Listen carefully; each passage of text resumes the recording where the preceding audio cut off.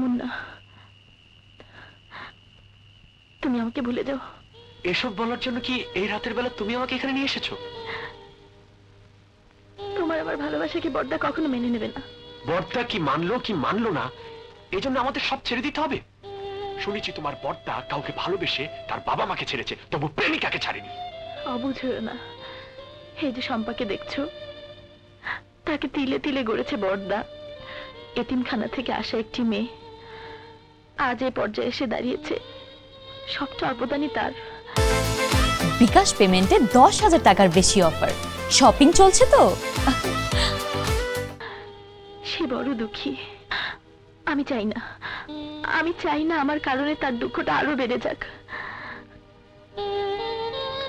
মুন্না,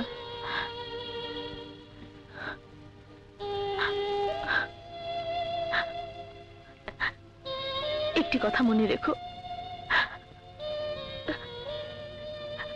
জীবনে জীবনে কোনো পুরুষের মুখের দিকে আমি আর চাইতে পারবো না।